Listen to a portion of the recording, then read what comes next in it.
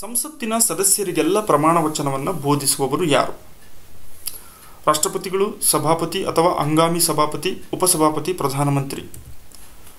ಆಯ್ಕೆ 2, ಸಭಾಪತಿ ಅಥವಾ ಹಂಗಾಮಿ ಸಭಾಪತಿಯಾಗಿ ಯಾರಿರ್ತಾರೋ ಅವರು ಸಂಸತ್ತಿನ ಎಲ್ಲ ಸದಸ್ಯರಿಗೂ ಸಮೇತ ಸದನದಲ್ಲಿ ಪ್ರಮಾಣ ವಚನವನ್ನು ಬೋಧಿಸುವರು. ಮಸೂದೆಯು ಸಾಮಾನ್ಯ ಮಸೂದೆ ಅಥವಾ ಹಣಕಾಸಿನ ಮಸೂದೆ ಎಂದು ನಿರ್ಧರಿಸುವವರು ಯಾರು? ಲೋಕಸಭಾ ಸ್ಪೀಕರ್ ಅಥವಾ ಲೋಕಸಭಾ ಸಭಾಪತಿ ಏನಿರ್ತಾರೆ ಇವರ ಕಾರ್ಯಗಳಲ್ಲಿ ಯಾವುದೇ ಒಂದು ಮಸೂದೆಯ ಮಂಡನೆ ಆಗೋದಕ್ಕಿಂತ ಮುಂಚೆ ಅದು ಸಾಮಾನ್ಯ ಮಸೂದೆಯೇ ಅಥವಾ ಹಣಕಾಸಿನ ಮಸೂದೆಯೇ ಅಂತ ನಿರ್ಧರಿಸುವಂತಹ ಅಧಿಕಾರವನ್ನು ಇವರು ಹೊಂದಿದ್ದಾರೆ. ಕೇಂದ್ರ ಸರ್ಕಾರದ ಕಾನೂನು ಸಲಹೆಗಾರರು ಯಾರು? ಅಟಾರ್ನಿ ಜನರಲ್ ಆಫ್ ಇಂಡಿಯಾ ಅಂತ ಕರಿತೀವಿ, AG. ಇವರು ಕೇಂದ್ರ ಸರ್ಕಾರದ ಕಾನೂನು ಸಲಹೆಗಾರರಾಗಿರ್ತಾರೆ. ಹಾಗೆಯೇ ಭಾರತದ ಅತ್ಯುನ್ನತ ಕಾನೂನು ಅಧಿಕಾರಿಯೂ ಸಮೇತ ಇವರೇ ಆಗಿರುತ್ತಾರೆ.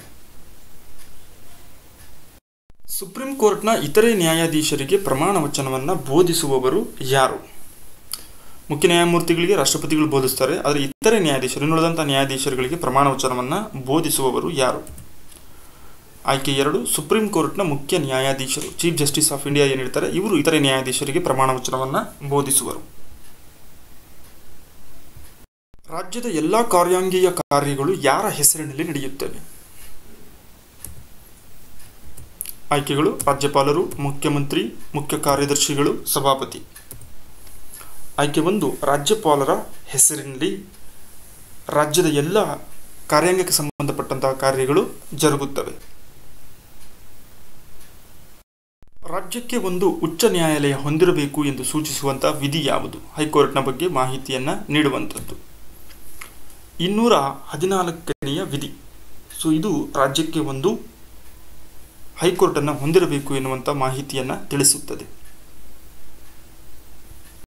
ರಾಜಕೀಯ ಪಕ್ಷಗಳಿಗೆ ಮಾನ್ಯತೆ ಮತ್ತು ಚಿಹ್ನೆಗಳನ್ನು ನೀಡುವಂಥ ಅಧಿಕಾರ ಯಾರಿಗಿದೆ?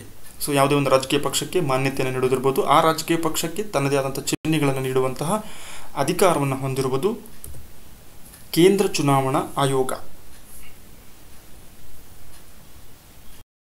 ಚುನಾವಣೆ ಇಲ್ಲದೆ ಆಯ್ಕೆಯಾದ ರಾಷ್ಟ್ರಪತಿ ಯಾರು? Doctor S Radhakrishnan, Zakir Hussain, Neelam Sanjiva Reddy.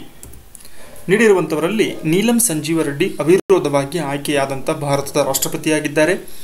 ಭಾರತದ 6ನೇ ರಾಷ್ಟ್ರಪತಿ. 1977ರಿಂದ 1982ರವರೆಗೆ ಇವರು ರಾಷ್ಟ್ರಪತಿಯಾಗಿ ಕರ್ತವ್ಯವನ್ನು ನಿರ್ವಹಿಸಿದ್ದರು.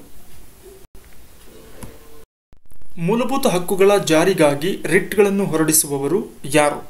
ರಾಷ್ಟ್ರಪತಿ, ಸುಪ್ರೀಂ ಕೋರ್ಟ್ ಮತ್ತು ಹೈಕೋರ್ಟ್. ಸರಿಯಾದಂಥದ್ದು 2 ಮತ್ತು 3 ಆಯ್ಕೆ ಅಂತ ಕೊಟ್ಟಿದ್ದಾರೆ. ಅಂದರೆ ಸುಪ್ರೀಂ ಕೋರ್ಟ್ ಮತ್ತು ಹೈಕೋರ್ಟ್ಗೆ ಈ ಒಂದು ಅಧಿಕಾರ ಇದೆ ಆರ್ಟಿಕಲ್ 32 ಪ್ರಕಾರ.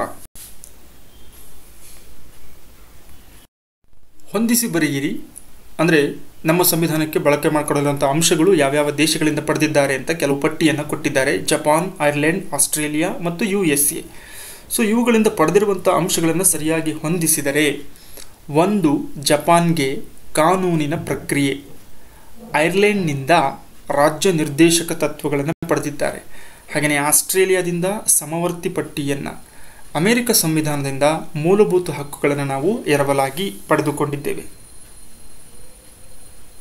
ಮತದಾನದ ಹಕ್ಕು ಭಾರತೀಯ ಪೌರನಿಗೆ ಯಾವ ರೀತಿಯ ಹಕ್ಕಾಗಿದೆ? ಮೂಲಭೂತ, ನಾಗರಿಕ, ಕಾನೂನುಬದ್ಧ ಹಕ್ಕು. ಇದಕ್ಕೆ ಕಾನೂನುಬದ್ಧ ಹಕ್ಕು ಅಥವಾ ಲೀಗಲ್ ರೈಟ್ ಅಂತ ಕರಿತೀವಿ.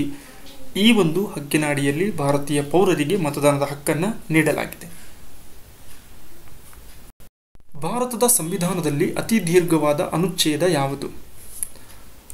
ಆರ್ಟಿಕಲ್ 243.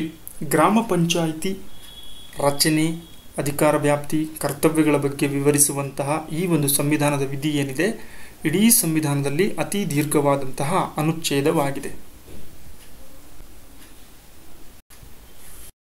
ಬಲವಂತರಾಯ್ ಮೆಹ್ತಾ ಸಮಿತಿ 1956ರಲ್ಲಿ ನೇಮಕಗೊಂಡಿರುವ ಕಾರಣ? ಯಾವ ಕಾರಣಕ್ಕೆ ಬಲವಂತರಾಯ್ ಮೆಹ್ತಾ ಕಮಿಟಿಯನ್ನು ನೇಮಕ ಮಾಡಲಾಗಿತ್ತು? ಸರಿಯಾದಂಥ ಉತ್ತರ ಪಂಚಾಯತ್ ರಾಜ್ ವ್ಯವಸ್ಥೆ ಸ್ಥಾಪನೆಯನ್ನು ಪರಿಶೀಲನೆಯನ್ನು ಮಾಡುವ ಸಲುವಾಗಿ ಈ ಒಂದು ವರದಿಯನ್ನು ನೇಮಕ ಮಾಡಲಾಗಿತ್ತು. ಬಲವಂತರಾಯ್ ಮೆಹ್ತಾ ಕಮಿಟಿಯನ್ನು ಪಂಚಾಯತ್ ರಾಜ್ ವ್ಯವಸ್ಥೆಯ ಪಿತಾಮಹ ಅಂತಲೇ ಕರೀತಾರೆ ಬಲವಂತರಾಯ್ ಮೆಹ್ತಾರವರನ್ನು. ಸಂವಿಧಾನದ 44ನೇ ವಿಧಿಯು ಯಾವ ವಿಷಯವನ್ನು ಕುರಿತು ವಿವರಿಸುತ್ತದೆ. ಮೂಲಭೂತ ಕರ್ತವ್ಯಗಳು, ರಾಷ್ಟ್ರಪತಿಗಳು, ಮೂಲಭೂತ ಹಕ್ಕುಗಳು, ಏಕರೂಪ ನಾಗರಿಕ ಸಂಹಿತೆ. ಅದಕ್ಕೆ ಸರಿ ಉತ್ತರ ಆಯ್ಕೆ 4 ಏಕರೂಪ ನಾಗರಿಕ ಸಂಹಿತೆ, ಯೂನಿಫಾರ್ಮ್ ಸಿವಿಲ್ ಕೋಡ್ ಅಂತ ಕರಿತೀವಿ. ಇದರ ಬಗ್ಗೆ ಮಾಹಿತಿಯನ್ನು ನೀಡುವಂತಹ ಸಂವಿಧಾನದ ವಿಧಿ 44. 1976ರಲ್ಲಿ ಸ್ವರ್ಣಸಿಂಗ್ ಸಮಿತಿಯ ಶಿಫಾರಸಿನ ಅನ್ವಯ 42ನೇ ತಿದ್ದುಪಡಿಯ ಮೂಲಕ ಸಂವಿಧಾನದಲ್ಲಿ ಮೂಲಭೂತ ಕರ್ತವ್ಯಗಳನ್ನು ಸೇರ್ಪಡೆ ಮಾಡಲಾಯಿತು.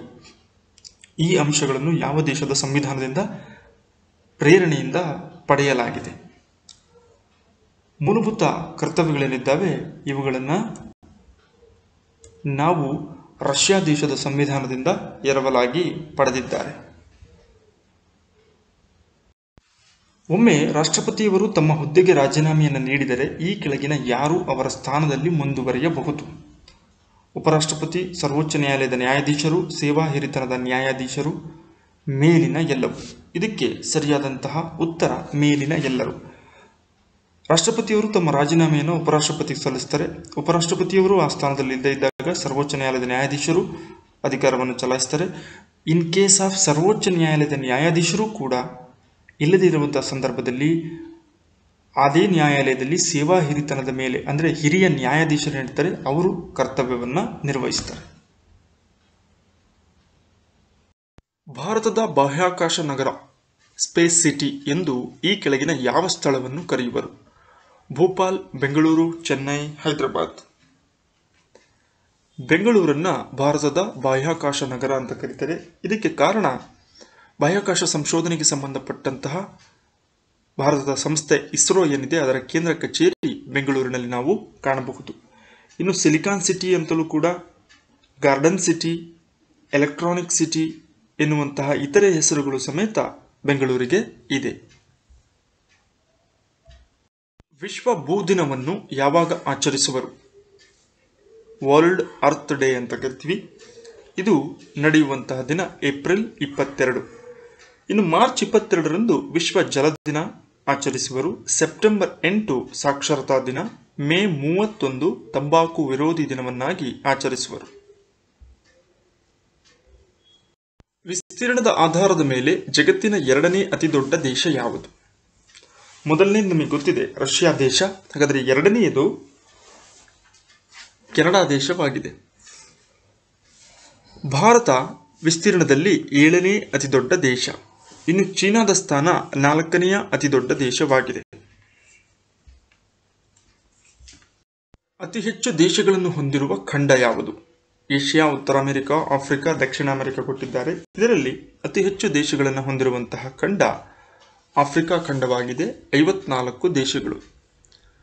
ಇನ್ನು ಏಷ್ಯಾ ಖಂಡ 44 ದೇಶಗಳು. ಅದಾದ ನಂತರ ಉತ್ತರ ಅಮೆರಿಕ ಏನಿದೆ 23 ದೇಶಗಳು. ದಕ್ಷಿಣ ಅಮೆರಿಕ 12 ದೇಶಗಳನ್ನು ಹೊಂದಿದೆ. ಕಬೀರ್ ಸಮ್ಮಾನ್ ಪ್ರಶಸ್ತಿಯನ್ನು ಯಾವ ರಾಜ್ಯ ಸರ್ಕಾರ ನೀಡುತ್ತದೆ? ಮಧ್ಯಪ್ರದೇಶ ಸರ್ಕಾರ ಈ ಒಂದು ಕಬೀರ್ ಸಮ್ಮಾನ್ ಪ್ರಶಸ್ತಿಯನ್ನು ನೀಡುತ್ತೆ. ಕಾವ್ಯದಲ್ಲಿ ಅತ್ಯುನ್ನತ ಸಾಧನೆಯನ್ನು ಮಾಡಿದಂತಹ ಕವಿಗಳಿಗೆ ಜೀವಮಾನದ ಸಾಧನೆಯಾಗಿ ನೀಡುವಂತಹ ಪ್ರಶಸ್ತಿಯಾಗಿದೆ ಕಬೀರ್ ಸಮ್ಮಾನ್. ಗೋಯಂಕಾ ಪ್ರಶಸ್ತಿಯನ್ನು ಕೆಳಗಿನ ಯಾವ ಕ್ಷೇತ್ರದ ಸಾಧಕರಿಗೆ ನೀಡುವರು?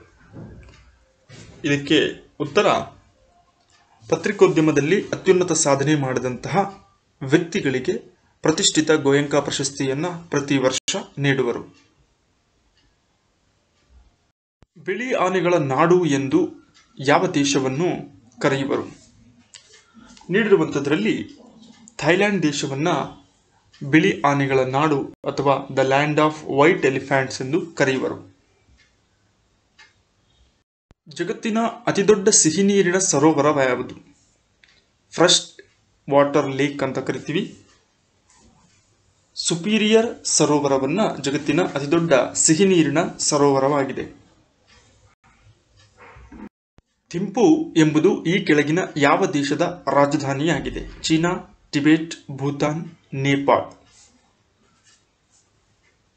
ಇದು ಭೂತಾನ್ನ ರಾಜಧಾನಿಯಾಗಿದೆ. ನೀಡಿರುವಂತಹ 4 ಆಯ್ಕೆಗಳು ಭಾರತದ ಸುತ್ತಮುತ್ತ ಇರುವಂತಹ ದೇಶಗಳಾಗಿದ್ದು ಅದರಲ್ಲಿ ಭೂತಾನ್ನ ರಾಜಧಾನಿ ಥಿಂಪು ಆಗಿದೆ. ಭಾರತದ ಶಿಕ್ಷಣಕ್ಕೆ ಸಂಬಂಧಿಸಿದಂತೆ ಈ ಕೆಳಗಿನ ಘಟನೆಗಳನ್ನು ಸರಿಯಾದ ಕ್ರಮದಲ್ಲಿ ಜೋಡಿಸಿ. ಕಲ್ಕತ್ತಾದಲ್ಲಿ ಸ್ಥಾಪನೆಯಾದ ಹಿಂದೂ ಕಾಲೇಜು, ಕಲ್ಕತ್ತಾ ವಿಶ್ವವಿದ್ಯಾನಿಲಯ, ಆಡಮ್ ವರದಿ, ವುಡ್ಸ್ ಡಿಸ್ಪ್ಯಾಚ್. ಸೊ ಇವುಗಳನ್ನು ಕಾಲಾನುಕ್ರಮದಲ್ಲಿ ಜೋಡಿಸಿದಾಗ ಮೊದಲು ಬರುವಂಥದ್ದು ಕಲ್ಕತ್ತಾದಲ್ಲಿ ಹಿಂದೂ ಕಾಲೇಜು ಸ್ಥಾಪನೆಯಾಗಿದ್ದು 1817. ಅದಾದ ನಂತರ ಆಡಮ್ ವರದಿ 1835. ಮೂರನೆಯ ಘಟನೆ ವುಡ್ಸ್ ಡಿಸ್ಪ್ಯಾಚ್ ವರದಿ 1854. ಕೊನೆಯದಾಗಿ ಕಲ್ಕತ್ತಾ ವಿಶ್ವವಿದ್ಯಾನಿಲಯ 1857. 1, 3, 4, 2. ಈ ಕೆಳಗಿನ ಘಟನೆಗಳನ್ನು ಕಾಲಾನುಕ್ರಮದಲ್ಲಿ ಹೊಂದಿಸಿ. ಲಕ್ನೋ ಒಪ್ಪಂದ, ರೌಲೆಟ್ ಕಾಯ್ದೆ, ಮಿಂಟೋ ಮಾರ್ಲೆ ಸುಧಾರಣೆಗಳು, ಬಂಗಾಳದ ವಿಭಜನೆ. ಇದರಲ್ಲಿ ಮೊದಲಿಗೆ ಜರುಗಿದ್ದು ಬಂಗಾಳದ ವಿಭಜನೆ 1905, ಮಿಂಟೋ ಮಾರ್ಲೆ ರಿಫಾರ್ಮ್ಸ್ 1909. ಹಾಗೆಯೇ ಮೂರನೇ ಘಟನೆ ಲಕ್ನೋ ಒಪ್ಪಂದ 1916, ರೌಲೆಟ್ ಕಾಯ್ದೆ 1919. 4, 3, 1, 2. ಪತ್ರಿಕೆಗಳು ಮತ್ತು ಸಂಪಾದಕರ ಸರಿಯಾದ ಜೋಡಿಯನ್ನು ಗುರುತಿಸಿ. ಸೊ ಇಲ್ಲಿ 3 ಜೋಡಿಗಳನ್ನು ಕೊಟ್ಟಿದ್ದಾರೆ. ಪತ್ರಿಕೆಗಳು ಮತ್ತು ಅವರ ಸಂಪಾದಕರನ್ನು ಸರಿಯಾದ ಜೋಡಿಯನ್ನು ಗುರುತಿಸಬೇಕು. ಎಲ್ಲವೂ ಸರಿಯಾಗಿದೆ. ಕಲ್ಕತ್ತಾ ಜರ್ನಲ್ JS ಬಡ್ಸಿಂಗ್ಹ್ಯಾಮ್, ಹಾಗೆಯೇ ಬಂಗ್ದೂತ್ ರಾಮ್ ಮೋಹನ್ ರಾಯ್, ಹಿಂದೂಸ್ತಾನ್ ಟೈಮ್ಸ್ KM ಪಣಿಕ್ಕರ್. ಈ ಕೆಳಗಿನ ಯಾವುದು ಕಾಫಿ ಬೆಳೆಯ ವಿಧವಲ್ಲ? ಕಾಫಿ ಬೆಳೆಯ ವಿಧ ಯಾವುದು ಅಲ್ಲ? ಅರೇಬಿಕಾ, ರೊಬಾಸ್ಟಾ, ಲೈಬೀರಿಕಾ, ಪೆರಿಸ್ಟಿಕಾ. ಇದರಲ್ಲಿ ಕಾಫಿ ಬೆಳೆಯ ವಿಧವಲ್ಲದ್ದು ಪೆರಿಸ್ಟಿಕಾ. ರೇಡಿಯೋ ತರಂಗಗಳನ್ನು ಪ್ರಸಾರ ಮಾಡುವ ವಾಯುಮಂಡಲದ ವಲಯ ಯಾವುದು? ಪರಿವರ್ತನಾ ವಲಯ, ಮಧ್ಯಂತರ ವಲಯ, ಅಯಾನು ವಲಯ ಮತ್ತು ಬಾಹ್ಯ ವಲಯ. ಇದರಲ್ಲಿ ರೇಡಿಯೋ ತರಂಗಗಳನ್ನು ಭೂಮಿಗೆ ಪ್ರತಿಫಲಿಸುವಂತಹ ವಾಯುಮಂಡಲದ ವಲಯ ಅಯಾನು ವಲಯವಾಗಿದೆ. ಭೂಭಾಗಕ್ಕೆ ಚಾಚಿಕೊಂಡಿರುವ ಸಮುದ್ರದ ಭಾಗವನ್ನು ಏನೆಂದು ಕರೆಯುವರು? ಕೊಲ್ಲಿ, ಖಾರಿ, ಖಂಡಾವರಣ ಪ್ರದೇಶ ಮತ್ತು ಜಲಸಂಧಿ. ಈ 4ರಲ್ಲಿ ಭೂಭಾಗಕ್ಕೆ ಚಾಚಿಕೊಂಡಿರುವ ಸಮುದ್ರದ ಭಾಗವನ್ನು ಕೊಲ್ಲಿ ಎಂದು ಕರೆಯುವರು. ಭಾರತದಲ್ಲಿ ಚಳಿಗಾಲದ ಅವಧಿಯ ಬೆಳೆಯನ್ನು ಏನೆಂದು ಕರೆಯುವರು?